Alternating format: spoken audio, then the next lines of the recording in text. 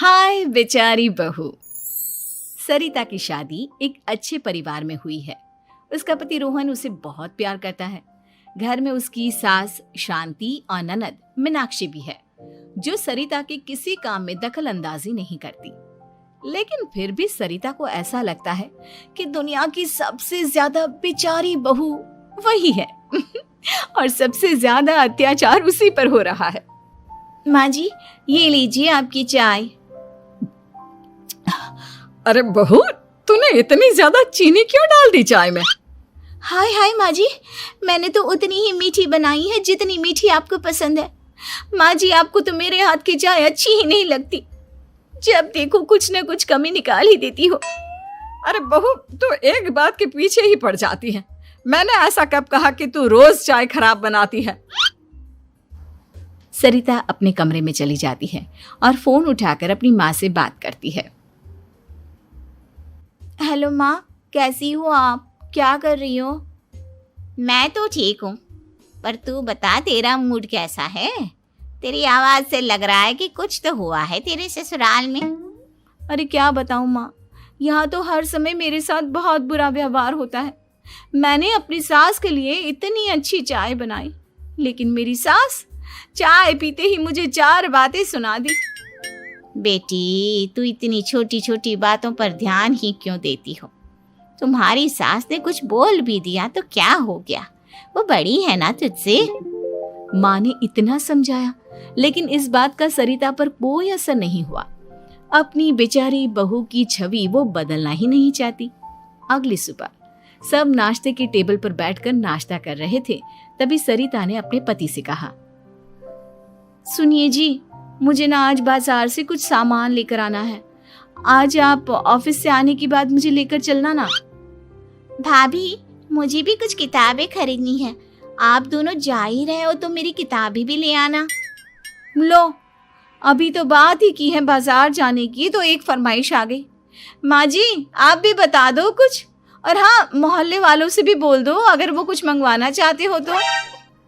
बेचारी मीनाक्षी अपना सा मुंह लेकर रह गई। ये सब देखकर रोहन से चुप नहीं रह गया और वो गुस्से में बोला, सरिता, क्या हो गया है तुम्हें? मीनाक्षी ने तो सिर्फ किताबों के लिए बोला है। तुम्हें मीनाक्षी से इस तरह से बात नहीं करनी चाहिए। माफी मांगो उससे अभी। क्या? मैं माफी मांगू? दिन भर आपके घर के काम करूं मैं, आपकी और आपके घर वालों की बातें सुनूं मैं, और अब माफी भी मैं मांगू? ऐसा कभी नहीं हो सकता। ये बोलकर सरिता वहां से चली जाती है। एक दिन उनकी पड़ोसन घर आती है। अरे सरिता, क्या कर रही है? और क्या करूंगी भाभी जी, बस घर का काम ही कर रही हूँ। आप बताओ कैसे आना हुआ? अरे मैं तो तुम्हारा हालचाल पूछने आई थी, लेकिन तुम तो बिजी लग रही हो। कोई बात नहीं, मैं बाद में आ जाऊंगी। और क्या करूं भाभी जी, जब से शादी होकर आई हूँ ना, बस काम ही कर रही हूँ। और इस घर में ना कोई मेरी कदर नहीं करता। पति है जो बस घर से ऑफिस, ऑफिस से घर। ननद को तो कॉलेज से फुर्सत नहीं। बची सास तो उनका सारा समय मेरी गलतियां निकालने में लग जाता है। अरे ये क्या कह रही हो सरिता? तुम्हारी सास तो पूरे मोहल्ले में तुम्हारी तारीफ करती फिरती है कि तुम बहुत अच्छी हो, पूरा घर तुम्ही ने संभाल रखा है। हाँ तो क्या हुआ, इसमें गलत क्या कहती है? सच्ची तो कहती है। मेरी मर्जी के बिना इस घर का पत्ता भी नहीं हिलता। शाम को जब रोहन घर आया तो उसने सबसे कहा, कल हम सबको मौसी जी के घर जाना है। उनकी बेटी की शादी है। सब अपनी अपनी पैकिंग कर लो, सुबह होते ही निकल जाएंगे। और सरिता, तुम कान खोलकर सुन लो, वहां जाकर किसी की बुराई भलाई शुरू मत कर देना, नहीं तो मुझसे बुरा कोई नहीं होगा। हाय हाय जी, आप तो ऐसे कह रहे हो जैसे मैं सुबह शाम सबकी बुराई करती फिरती हूँ। आज तक कोई कह नहीं सकता कि मैंने किसी की पीठ पीछे किसी के बारे में कोई बुरी बात बोली हो तो। अरे बस बहू, बात को और ज्यादा आगे मत बढ़ा। हमें सब पता है तो हमारे साथ क्या व्यवहार करती है। ये बात घर तक रखना, शादी में किसी को कुछ मत बोलना, नहीं तो सब कहेंगे कि शांति की बहू कितना बोलती है। हाँ हाँ, सब कुछ तो मैं ही बोलती हूँ ना। आप लोग तो हर समय फूलों की बारिश करते रहते हो मेरे ऊपर। सारी गलती मेरी है जो मैं इस घर में आई। सबका कितना ध्यान रखती हूँ, लेकिन फिर भी मेरी तो आप लोगों की नजर में कोई कदर ही नहीं है। अगली सुबह सब लोग मौसी जी के घर पर चले जाते हैं। वहां पर शादी का माहौल होता है, सब जगह चहल पहल होती है, बहुत सारे मेहमान आए हैं। सरिता को वहां बहुत अच्छा लग रहा है। वो अपने मन में सोचती है, यहाँ कितना अच्छा लग रहा है, कितनी रौनक है। मैं यहाँ किसी से ज्यादा बात नहीं करूंगी। अगर मेरे मुंह से कुछ ऐसा वैसा निकल गया तो रोहन जी तो मुझसे गुस्सा हो जाएंगी। सरिता ये सब सोच ही रही थी कि वहां रोहन की कजिन साक्षी आ गई और सरिता से बोली, आप सरिता भाभी हो ना? जितना आपके बारे में सुना था, आप तो उससे भी ज्यादा सुंदर हो। हाँ वो तो है, मेरी सुंदरता की तारीफ सब करते हैं। मेरे मायके में तो सब यही बोलते हैं कि रोहन जी की किस्मत बहुत अच्छी है जिन्हें मैं मिली। लेकिन आप कौन है? मैंने आपको पहचाना नहीं। मैं रोहन भैया की कजिन हूँ। आपकी शादी पर नहीं आ पाई थी ना, इसलिए आप मुझसे मिली नहीं कभी। शांति मौसी और मीनाक्षी आपकी बहुत तारीफ करते हैं। क्या कहा तुमने? मेरी तारीफ? कभी नहीं। मेरे ससुराल वाले कभी मेरी तारीफ कर ही नहीं सकते। मैं इतनी अच्छी हूँ, मेहनती हूँ, लेकिन उन्हें तो मेरी कदर ही नहीं। सारा दिन घर का काम करती हूँ, फिर भी मेरी सास ना मुझे सुनाती रहती है, और पति भी मेरी सास की साइड लेते हैं। ना कभी बाहर ले जाते हैं, ना कहीं घुमाने। अगर घुमाने के लिए कभी बोल भी देना तो उनकी बहन बीच में आ जाती है। मैं कैसे रह रही हूँ उस घर में, ये मैं ही जानती हूँ। सरिता की ये बातें सुनकर साक्षी को बड़ी हैरानी हुई। अब वो हर किसी के सामने अपनी बढ़ाई और ससुराल वालों की बुराई करने लगी। रोहन और शांति को सरिता पर बहुत गुस्सा आया, लेकिन वो चुप रहे।